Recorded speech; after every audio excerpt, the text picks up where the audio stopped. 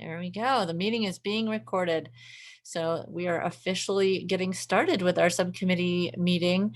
Maybe a few more people will join us, maybe they will not, but thank you for those of you who are here with us. I know it's the day before a holiday and not everybody's anxious to sort of step away and get into turkey or other things that you get into around the holidays. And so I do appreciate your time. I hope that you all got the agenda that I sent out yesterday, along with the other items that we're going to review. I'll pull up the agenda here. You'll have to bear with me because I'm my own helper today. Just city staff are stepping away for the day just to give themselves a little break from all that they do for us. So I'm going to put up our agenda. We can show, yes, except that it's the 25th and I failed you on that. I wrote yesterday's date on there, but it is Wednesday, November 25th. And look at that, I can change it. Now it's right. And we're going to review the agenda, which we're doing right now. Discuss the policy document and the answers that the PD sent over on some of the questions that we had, and kind of review those as a group and see what answers that gives us and what additional questions that may bring up. I want to address your role in the upcoming series of listening sessions, and then talk about next steps and additional data needed.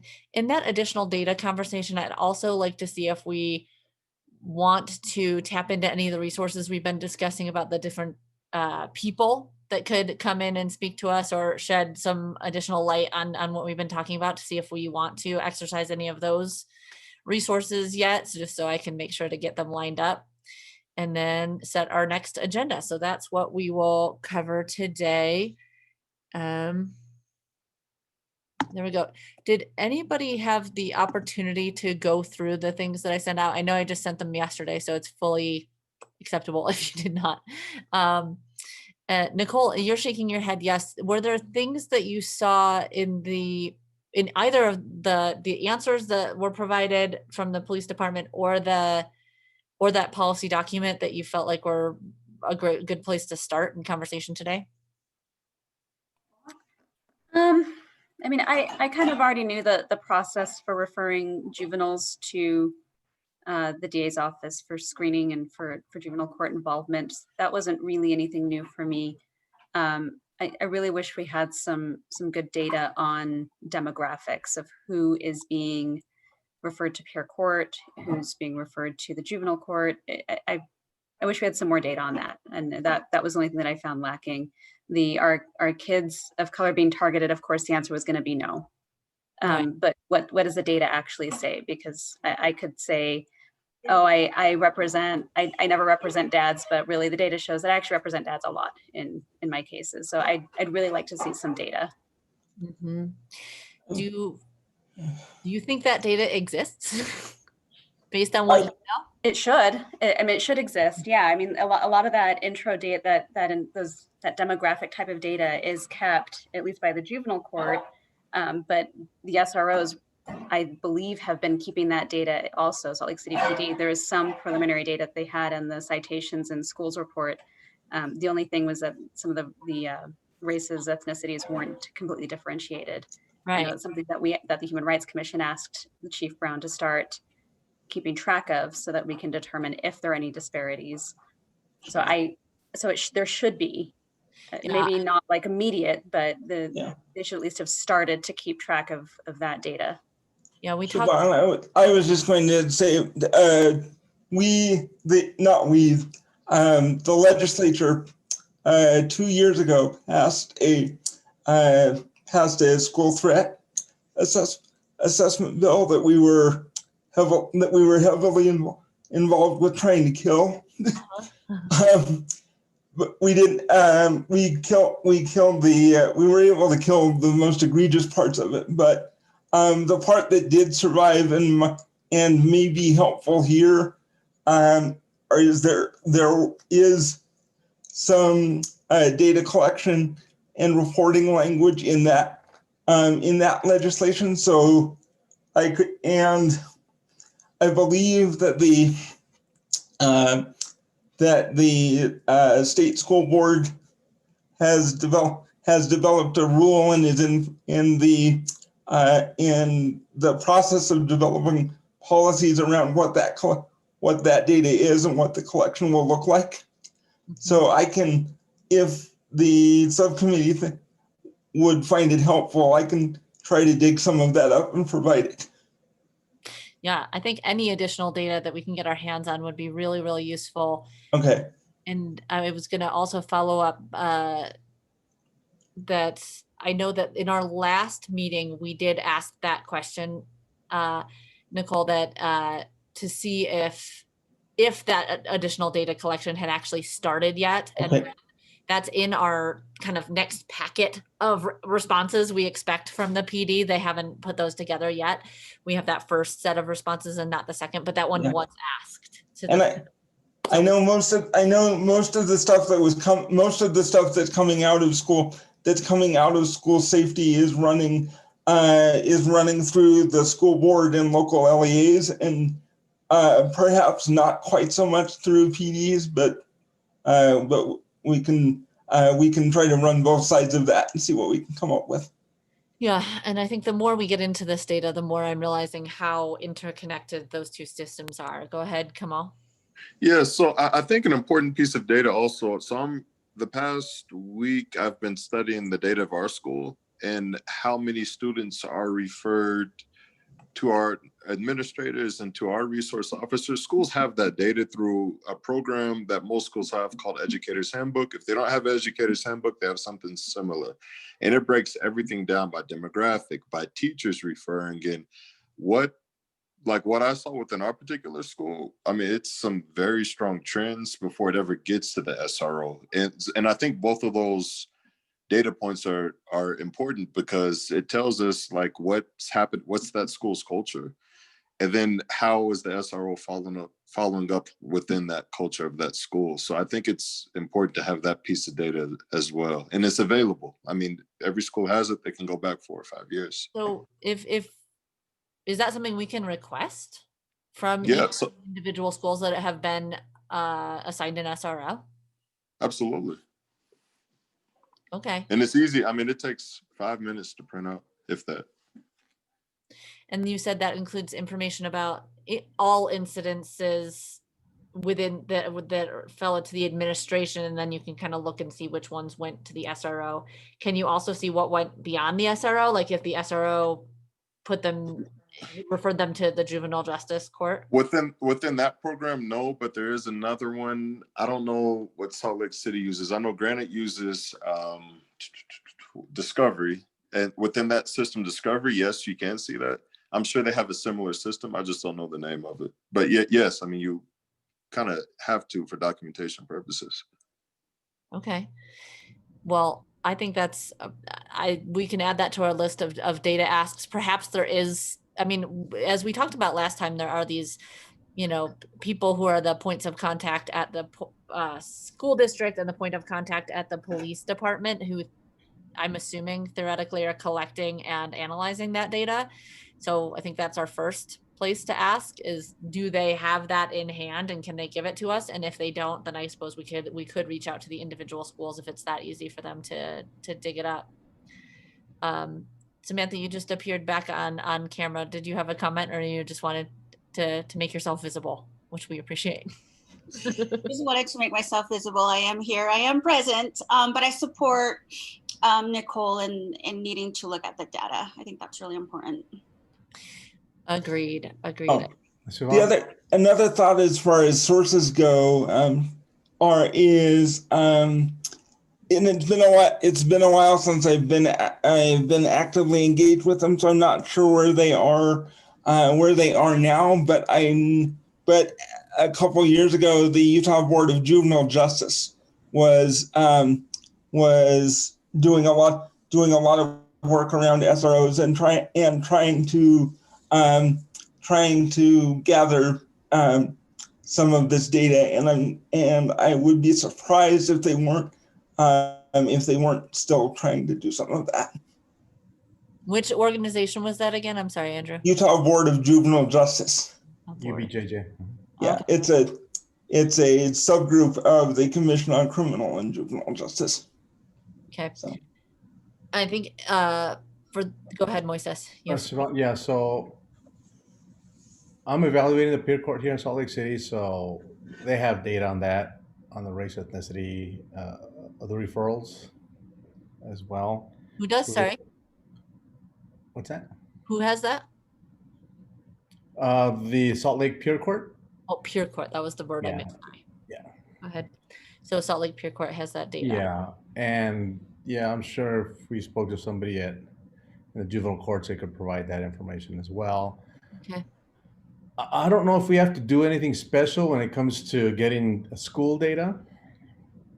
I don't know. I don't know if they'll allow SROs to easily gain access to that and then give it out to the public. So that may be something we may have to figure out. And then we're also already looking at how to collect, break up the white versus, well, I guess the, not race, the ethnicity piece to the data as well. So we're talking to the technical folks that work on actually being able to collect that data and see what they can do and as fast as they can do. Because it is an old system, old Canadian system that's collecting that data. And so they're working on that. And as far as UBJJ, we don't have that. The SROs, we don't have that data. No. No, we're working more on programming more than data, and the data we're just trying to see is who in the state has SROs. We didn't even have a list of that. We didn't know who had what and how many, and so we're barely in that process of collecting that. We're trying to get a decent look at how that looks like. Okay. And you saw that we have a list for the Salt Lake ones that Coletta provided in her email back to this group. Oh yeah, that one. Yeah, that's easy. But yeah, I'm sorry. I meant the whole state. And it's not comprehensive for the whole state, but I believe it's. Yeah, no, it's perfect. Yeah, no, it is, and I know those folks. Yeah, and so I think that's another thing we need to make sure we're being cognizant of, and we talked about this a little bit last time, is what data that we get is statewide and what data that we get is specific to the city, so that we're comparing apples to apples when we look at this data and making sure that we're focused on the area of influence that we have for this committee, which is Salt Lake City proper.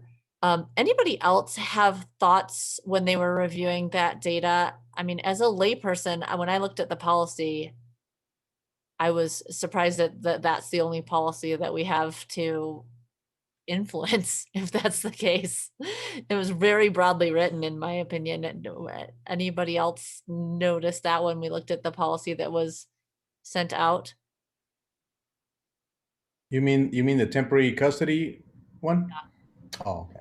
That's what Mark Cottrell provided when he said that this is the Salt Lake PD policy that we actually have. And we have the MOU because a lot of the school safety stuff is shared across. But in terms of Salt Lake City PD policy, that was the only thing that he provided.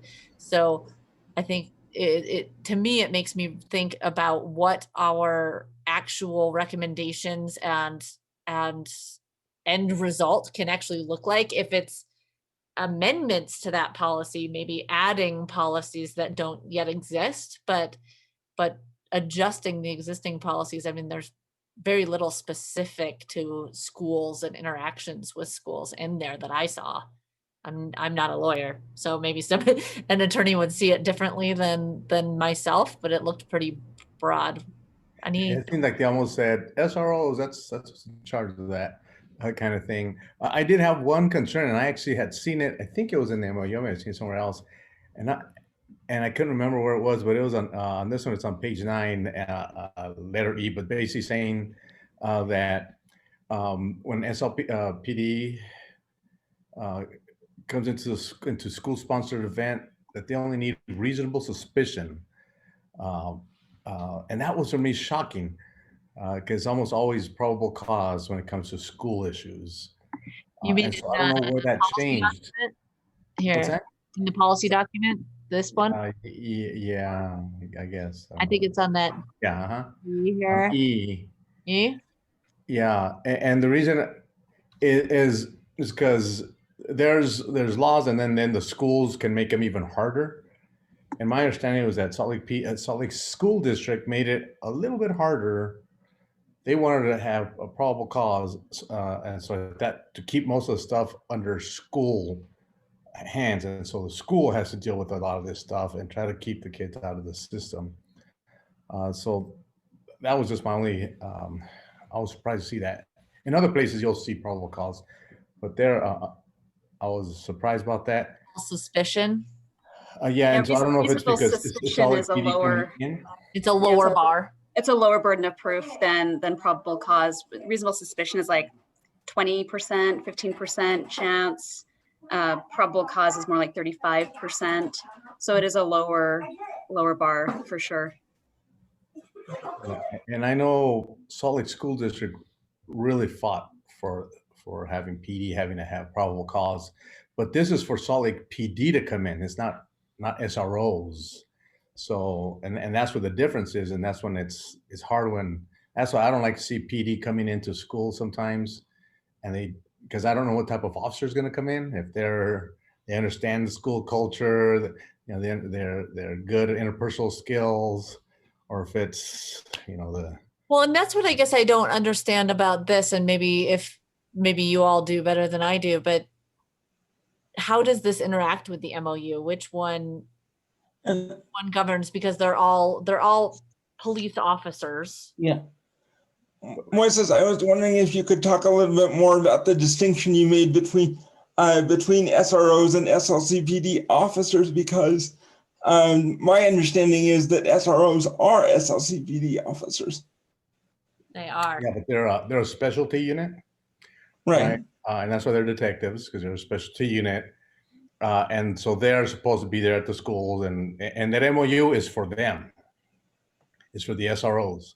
It's not specific for all officers out there. So it's not specific to patrol officers. It's not specific for SWAT. It's not specific for gang detectives. It's just for the SROs. But they could conceivably operate under the reasonable suspicion language as well as any other officer that might come into the school, correct? No, and that's what the school district, at least when I was working with them, they wanted to make sure that there was a higher bar for SROs, because they didn't want SROs just to keep, just go in there. I have reasonable suspicion, so I'm going to question. I have reasonable suspicion, so I'm going to start searching you. They wanted that bar to be higher because they wanted administrators to do that. If there's going to be reasonable suspicion, they want administrators to do that so they could keep it under the school umbrella rather than law enforcement umbrella. Right, that was that purpose, but that's for SROs, and so the bar is raised higher for SROs, not for SLPD. But in that document, it says that they should go. SLPD officers say they're on patrol and they heard something's going on, that they're supposed to go to the SRO and say, "Hey, check this out. This is what we heard," and then so the SRO is supposed to then kind of like help them through that culture, and work with administrators and, hey, these are the policies of the school, so let's try to reduce this as much as possible, because that wasn't the case. And that's one of the arguments they have SRO versus not, is that when PD just rolls in, they just, they could come in and they don't care about the culture. They don't care about the policies. We're worried about the safety of communities, so get out of the way. Versus the SRO is supposed to, be a barrier. Hey, calm down. Things don't work that way. Give me the information, and then I'll help you with the investigation. And make it a little bit more level-headed. And so it is different. That MOU really is just for the SROs, not for SLPD. And PD should come in and see them. But what if the SRO is busy over here? Because like something like West High, that's so big. The SROs over here, and the patrol sees something going, they come in, and they're not going to say, "Hey, SRO, hey, what's about, come on, they may not have time. And so that's when it gets a little, Murky. and that's why they need policies for PD when they go into the schools, right? Mhm. Or when they go into a residential center, if they go into an elderly care center. I mean, all those are different facilities with their own policies. And so I was just surprised, and they may be right. I was just surprised that I saw that Mhm. and that it's not kept at a higher level. Because I'm concerned then that they can use reasonable suspicion, and that's when a lot of the Yeah. claims And of I said, trafficking- and I suspect what happened is they drafted the MOU wanting that higher burden of proof to be able to question a kiddo. But the policy wasn't changed. So the MOU and policy weren't kept on the same track of being amended. And Yeah, of course, so- that happens all the time, right? Because the MOU is new, and I don't know the last time this policy was updated specifically. So that's my suspicion is that's what happened. And I'd have to think, I noticed that there was no specific SRO policy in the SLCPD handbook. And I've gone back and forth on whether that would be beneficial or not to have an SRO specific policy, because if we're going to have SROs in place long term, the last thing you'd want to do is have a policy that's going to directly contradict an MOU or get in the way of an MOU, and maybe have, like you said, like more slack burdens in place or even more strict burdens in place than what the MOU would allow. So I don't know. I've gone back and forth on that one. I can probably be convinced either way on that. So do we want to flag this section of policy as something that we might want to look at and just really understand? Because I mean, to me, it seems like the situation you described, Moises, is that, the SRO is here and then PD is not subject to those same burdens when they come in, and perhaps that allows more of this undesirable result that we're finding. And if that's an area where it's creeping in, then I'll flag that, and maybe we can talk with some of that could be, as we're trying to gather these SROs and parents and people to talk to, that could be one of those things that we really explore because it can what the cause actual result friction of that. between, for me, if I was a police officer and I was an executive level, I want that to be clear. Instead of, because an officer come in and say, hey, I'm taking over, and the SRO could say, no, you're not. This is our policy. And he's like, I don't care. That's for you SROs, not us. And it's shocking, but yeah, there will be officers that don't agree with each other, right? And so if I was an executive, I wouldn't want that. I would like it to be clear who takes over when. And also what they don't have here for just regular PD is training. And I think that would be a good thing to have, for them to have a better understanding. I'm talking like patrol officers, a better understanding of what is the school culture, what is it that you should be working, what is the protocol if you are going to do something like that. And I don't think it has to be even that much. Just give me a clue, because school culture is very different. Yes. It is a different beast. Moses, those are all great points. I support all of that 100%. I mean, you brought up, all of that is just 100% accurate. Absolutely. Okay, I'm making a note on the document here that I'm flagging that section as something that we might want to just look at a little more closely. And the training is the very last part Mhm. of that document. Okay, I was flagging the last one. Let me try to flag the training part too. Yeah, sorry. Okay, got it. I was one step behind you, but I shall flag that as well. And sorry, Moises, you wanted to understand with the training if that's really happening? If there's a training for patrol officers or any Salt Lake City Police Departments that are not SROs on working with youth and working in the school environment. What are their policies? What is the culture within there? School. Okay. Yeah. So is that just a question we want an answer to then? Is that Yeah, that training exist? Okay. we can start from there. All right. We shall try and get the answer to that. Anything else in the answers or the information provided from the police department that we want to talk about as a group, or do you want me to pull up those answers and we can look at them all together? If you didn't have a chance to review them, I'll pull them up. Okay, let me grab it. Like I said, I'm no Cindy. I'm a little slower on trying to get these things moved around. So this is the one. Okay. Okay, so some of the questions, I'm going to try and make it a little bigger. Let's see if that works. Can you see this? Okay. Is there a specific protocol for allegations being referred to the DA's office from the SRO program? Yes. Misdemeanor and felonies are screened with the juvenile DA's office. See the attached PowerPoint. It looks like, from what I'm seeing here, let's see. First time offenders are referred to peer court. Trespass for students, that's an admin issue, not a police officer. So there's a whole bunch of guidance in this PowerPoint document that says, okay, in each of these cases, here are the various ways that each are screened for going through the juvenile justice system or not. I guess I'm curious, I'm not going to have us go through all of this, but it basically shows, I want you to show, it says some of it's an admin issue, some of it, you know, here's how the SRO would play into each of these situations. So it is lined out here in this document. I guess I'm curious, for those of you who've seen it, and Nicole, I know that you were familiar with it. Does that give you answers? Or to me, it just, it begs the question, is that really what happens? It begs the question of, is this really how it happens, and what data do we have to back that up? And to be clear, I was never a juvenile defender. I was a parental defender in juvenile court. So I had kids that I was a caseworker for when they were in foster care who were also juvenile court involved. But that was a very long time ago. That my knowledge of how it's done now is through Pam Vickery with the Utah Juvenile Defenders Association, and Moises knows Pam, and she's a fantastic source of information. And everything changed after I left juvenile court and went to private practice.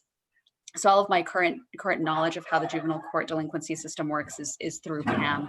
But it does make me, it does beg the question of, is this really how it happens? Because I know there are always outliers, and my worry is that the outliers are the children of color. Yeah, and so if I'm drawing my lines correctly, we have this information about how it's supposed to happen.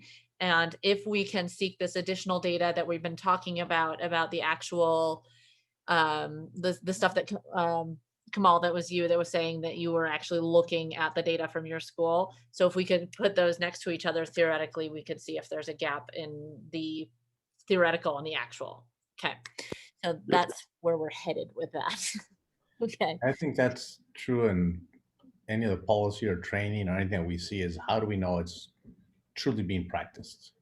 Yeah, and I think the other bit that I think will help with that is talking, when we looked at those reports last time, we saw that there were supposed to be these quarterly reviews, and there's supposed to be these oversight systems. And I think that's really where we're going to find out a little more about, are those quarterly reviews actually happening? What do those resulting reports look like? What is the actual, there's a word I'm trying to come up with in my brain. I have Thanksgiving head already, guys. I'll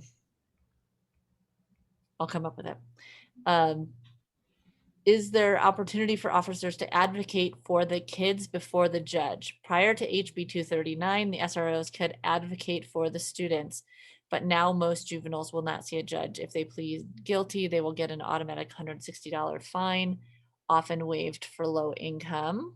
I have to move this so I can see all of you. And 10 hours of community service. Is that true? That when they actually go in front of a judge, they end up with a fine, and that's the end of the road? That doesn't, if we're talking about a school to prison pipeline, that doesn't add up to me. Does anybody have, does that make sense to those of you who are familiar with the system? No, it doesn't make sense to me as a practitioner, and some of the cases I've been able to observe when I've been just in the before times when I was hanging out waiting for one of my cases to start, one of my child welfare cases to start. There's usually a lot more that goes into it than just a fine and community service, because it does take time. When did that happen? What was the date on that? Do we remember? Oh, that was what, 2016, was it? Okay, so I think. based on your It's- career timeline, does that line up with the House So, bill?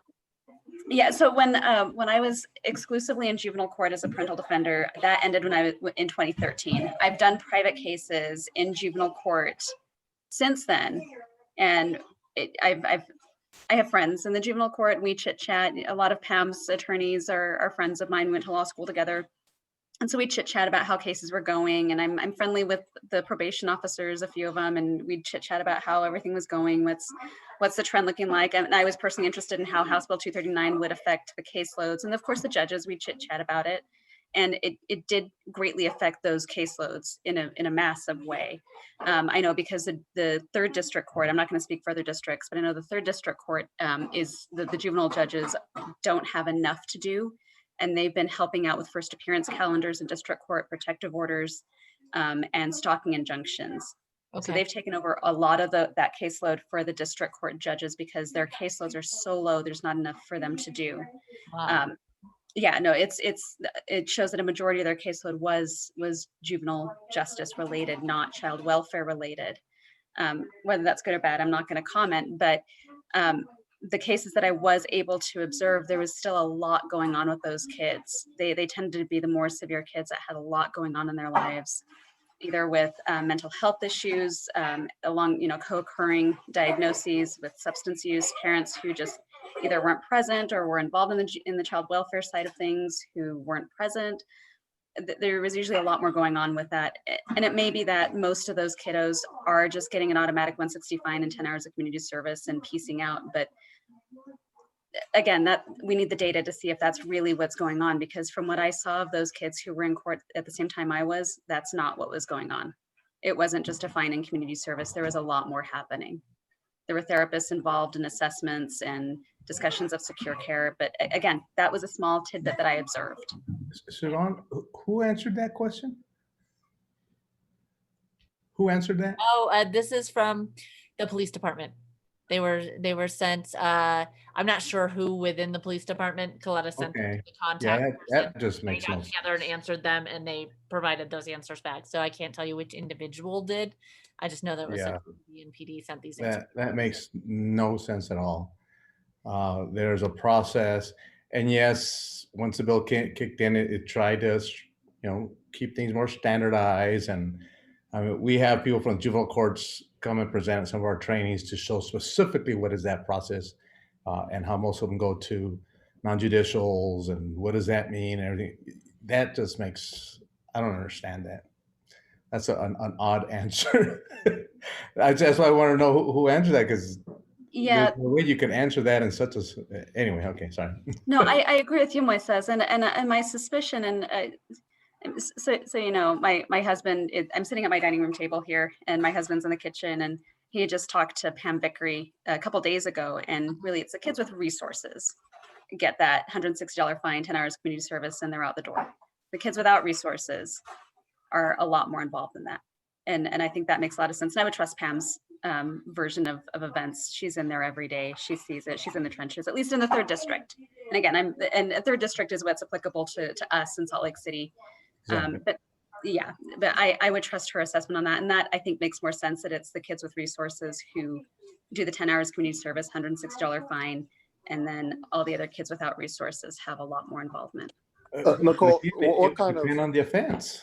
Oh, sorry, go ahead. Come on. what kind of offenses are we talking about with right now? Exactly. That's where I'm confused. And that's the other question is what offenses are these? And my suspicion is the kids that are more involved are going to have more serious offenses. And how do those more serious offenses, how are they charged? How are those kiddos getting there? That's what we're missing. We're missing that crucial piece of how does a kid get from an SRO citation to juvenile court? And that's what we keep missing in here. And I think that's part of my frustration in all this is we keep seeing, well, here's the policy, here's what's supposed to happen. Yeah, but we're still seeing these kids who are heavily involved in what's really going on here. We keep hearing all these things about these kids being, our kids of color being more involved, and how are we getting there? We're not seeing that. We're not getting that data. Yeah, I mean, that's where I'm confused. So it could be, we used to have the sentencing guidelines, and we still have something similar to that, to your history of crime versus your actual offense, right? And to guide. But I mean, that's why I'm confused with that answer. So if somebody committed a felony, he's just going to get a real quick, don't do that, versus a kid that first time offense? Of course not. Yeah. So that is a very odd, that's my issue, is that's a very simple answer to a very complex question Okay. of what actually happens. And I'd be more than happy to also invite somebody from juvenile courts, or Pam should, if she'd be able to come and talk Yeah, as well. That's what I was My gonna, experiences with I was thinking, juvenile Pam. prosecutors has been positive. They generally are not as heavy-handed as adult prosecutors, but that's just an experience, not necessarily it. But that's my issue. That answer is way too simple to a very complex question. would she be willing or able to come and talk to us? Okay. Oh yeah, when I was first asked to be a court commissioner, and the court commissioners were discussing who should be on this commission, I approached Pam with being involved either as a commissioner in general or to just work with us, and she said she would happily work with us on these issues. She was You didn't want to be more than commissioner, though? So we have an well. opening. So what we just she was actually fine being a commissioner. She was actually completely on board with that, but we wanted more direct community involved people. Right. We figured that the court commissioners were enough of an ivory tower, so to speak, set of people, and we wanted to get some more kind of in the trenches, people who actually see the day to day. I know, right? Yeah. No, I'm ivory tower. I'm fine with that. I recognize it. That's why I keep in contact with people in the trenches to keep me grounded and remind me that it's not all people with $1 million trust funds hanging out. So, but yeah, no, she said she'd be happy to help out in presentations, providing data, meeting with us, whatever we needed. Will you shoot me she's on her board. contact information? I'm sure Coletta has it. I just don't want to bother her with this. But will you email her contact info, and I'll just put it on Absolutely. a list of Yeah. people that I have Will do. that we might want to talk to. Okay, with that, I'm going to keep us moving down the list and just flag that one as might want to get another data source to substantiate that answer a little bit and unpack it. And then, is it verified that children of color are often upcharged or linked to a gang enhancement? No, we have only done a gang enhancement when the DA's office has requested that we do it. Example, 3 white students arrested for assaulting another student. DA requested that we charge an assault with a gang enhancement. So the answer we got to that one is no. Again, if we have the data, we'll know. So Okay. so So we will keep these questions and maybe get answers from other sources to verify, is the system working as it's supposed to, or because these feel like the answers that should be rather than maybe the answers that are. So, or at least that we needed to double check from a second source, perhaps. How does the SRO program and goals function? When students are in school, we have 1 sergeant, 10 officers, and 1 social worker covering 42 schools. Sergeant, 10 officers, covering 42 schools. I don't know. I'm not sure that I understand that answer. Based on what I saw in the Word document. Yeah, that's the Word document that you mentioned earlier. That Yeah, shows where the SROs at different schools and so forth, which they really are not in elementaries. They're just in the secondary schools, Yeah. but they're responsible in case something happens in elementary to go down. Okay. But basically, that just says where they're placed. It doesn't really say, how does it work with the goals. No, it doesn't. And I can't speak to that second piece, or actually that first part where they say this 1 social worker. It is, and I'm actually fixed to evaluate that as well. It's Promising Youth Project. and it is trying to identify youth that are higher at risk and try to bring kind of a wraparound services and keep them out of the system rather than going through gang detectives. And it just so happens that this year they got a state grant and then some other funds. I can't remember the other funds to be able to get 7 more part-time, I think close to 20 to 30 hours, social workers to work in that program. I'm so happy because the woman that was running that, poor her, she was just running ragged. So I'm glad that they'll be able to support that. And again, this is more on kind of restorative justice. And I like this woman because she understands the literature. She knows best practice. She knows how to run uh, the evidence-based kind of practices versus winging it and not documenting and doing stuff. So Well, I like that additional information because it does seem the more we look into this, the more disparities we find, but I think we also find that there has been forward motion on a lot of these things, and it tells us, here's things that are already in process, and then maybe we don't need to focus as much on as opposed to other things that we really need to dig deeper into. So that one does, that wraparound service, I know, is something that people have been talking quite a bit about. Okay. Differing policies exist within schools, although they have to stay within the state board rules. In past years, officers worked with their individual school administrations to determine policies that best fit their school. This year's, the SROs decided it would be best to have a standard policy that applies to all schools, and that's the PowerPoint. They will eliminate the appearance of favoritism or discrimination toward any individual or groups of students. So standard policies, that was something that we talked about as, is there a standard policy? So I think that comes back to that same comment that we were saying, okay, so if they've standardized the policies, are how much are they actually following those? Moises, it looked like you had a thought. that goes back to the MOU. So before, what this person was saying, before they had an MOU, they had an MOU, but it was just a contract. And so like 6 years ago or 7, 8 or so, we got together with them. They put that MOU together with the ACLU and PD and juvenile court and all these people. And now this recent one, this last one, is an update on it because they should always be updated. So that should guide their work. Whether they're doing it is something different. And so that's what they're saying. In the end, in the old days, yeah, we just talked to administrators. And what my assessment found is that they sometimes wouldn't even talk to the administrators. Everybody was just doing their own thing. There's no standardized policy. So that MOU is huge.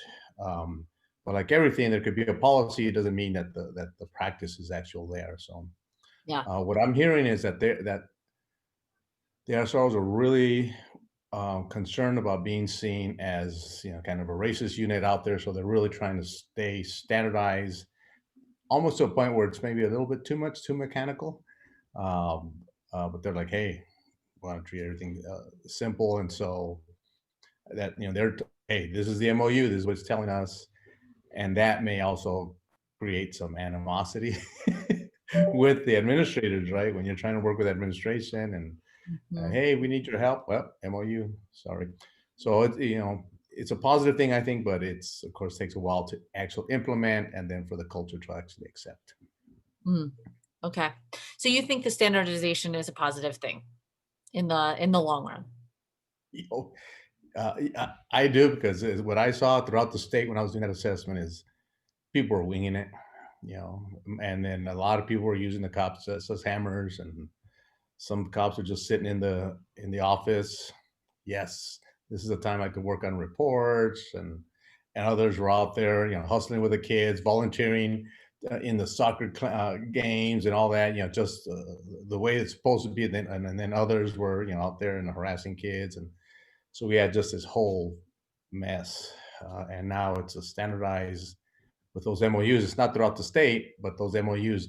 What's nice is that people are trying to use the MOU from Salt Lake City School District as the template. And even though it's got its issues like everything, it's better than the stuff we've seen in the past.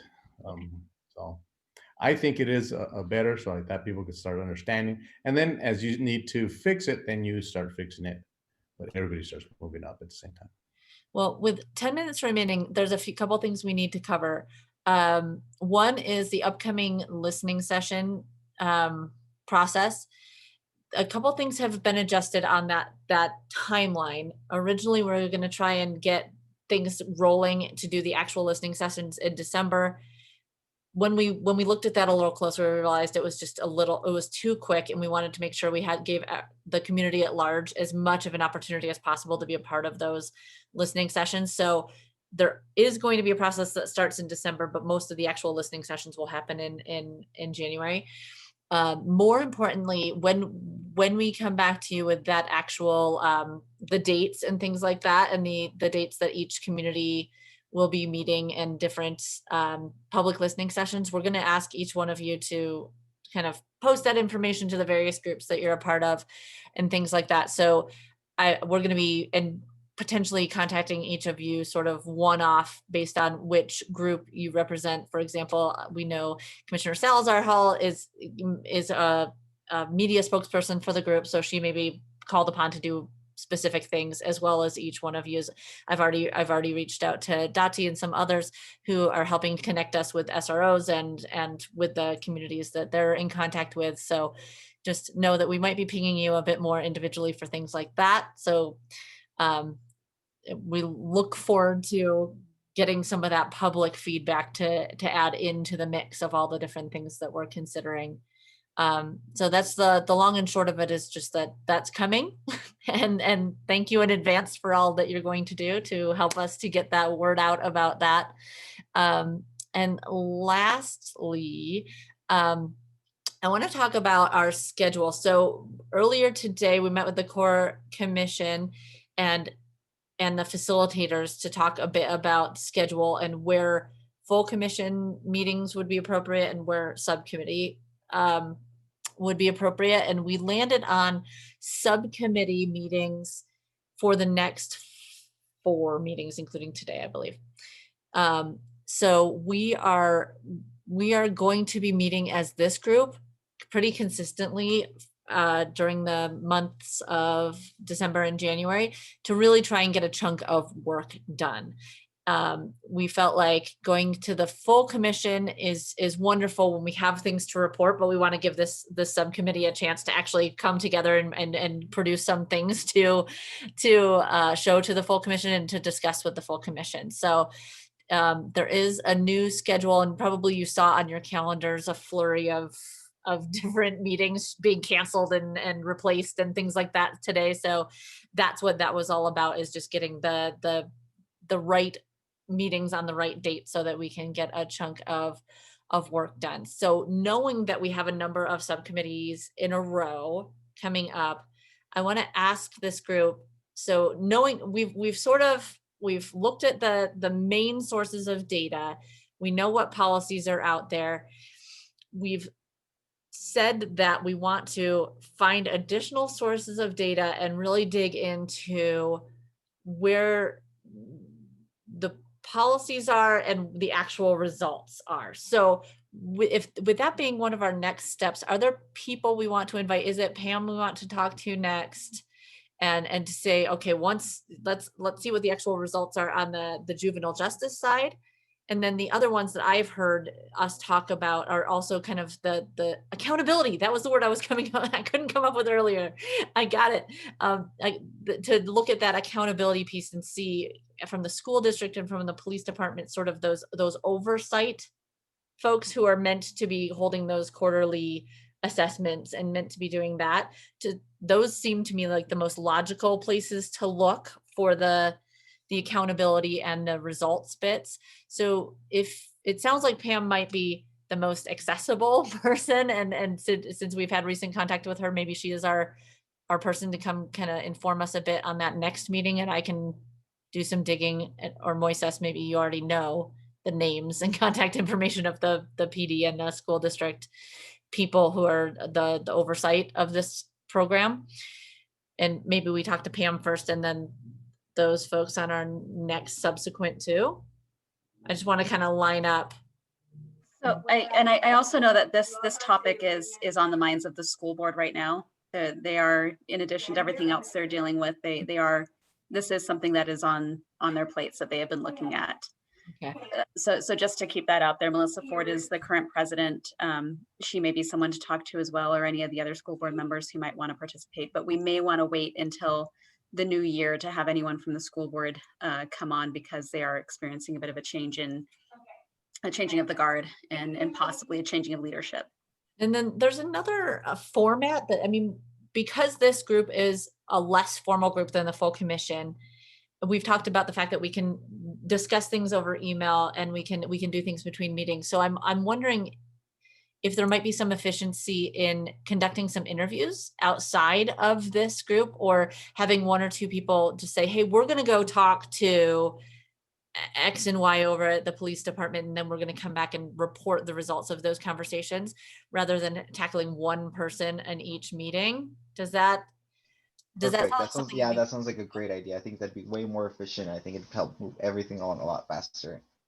Okay, so why don't I have that list of people we've said we want to talk to. So perhaps we can talk to Pam and ask her to come to our next meeting, and then we can kind of come up with a pairing at our next meeting. We can bring that up and say, here's the people we want to talk to. Do you have that contact? Are you willing? And maybe as this group, what might be most beneficial as a group exercise is to say, what do we want to know from these people, and come up with a list of questions, and then actually have people go out and do those interviews and bring that information back. Okay. So we'll talk with Pam before the next one, and then we'll do a list of questions and a list of interviews that we want to conduct outside, and bring that information back so that we can not be so slow to collect that information and do it in a little bit faster of a way. Does that sound good? And Dati said on the chat, the House bill was in 2017. So, and she provided a link. And so if anybody wants to grab that House bill, it's sitting in the chat as a link, because The years totally just kind of start to mesh together after a while. You get involved with all the legislative sessions. Yeah, I just had it pulled up. That's the only reason. Thank you. Yeah. Yeah, it was like 2016. Was it 20? Yeah. So thank you. You're pretty close. So I was close. yes. Yes. Oh, excellent. So that'll be our next steps to get running a little faster now that we have a number of these meetings kind of back to back. Let's take the most advantage of that we can possibly do, and jump right into that. So Nicole, you're going to send me that Pam's contact information. I will reach out to her. Already did. I sent it to you, and yeah, I sent it to you, and I sent her a heads up email, and my husband sent her a heads up text. Wow. So she's She's going to get her. ready. Yep. So I will line her up for our next one, and then we'll also spend that time just dividing up some of the next steps in the question and developing those questions, things we want to learn. So anything else for the good of the order before we, so our next meeting is this coming Thursday. So sorry, not Thursday, Wednesday. I have Thanksgiving on the mind. Next Wednesday, we will meet, and hopefully Pam will be there, and we will likely get Anna Pacey back, and a few others who we're missing today. Nate, you are with us, and we haven't heard anything from you, so I was just wondering if there's anything you wanted to add or say while you're here with our subcommittee. No, I'm just Andrew's colleague, Nate Grippis with it is what I lost on interest listening. So Nate was. Hi, Nate. No, sorry. I was just here to listen. So thank you. But I appreciated the conversation. Wonderful. All right. Excellent. Well, with that, I will give you back 2 minutes of your day. And for those of you who are transferring into the training committee, you have a minute to jump on your Zoom. So thank you, everybody. Have a wonderful long weekend. And I hope you have the opportunity to celebrate however you celebrate, in a very small group that is safe. Yeah, stay healthy, everybody. Stay safe. We want everyone here. Have a great holiday. Take care. Have a good one, guys. All right, take care. Bye.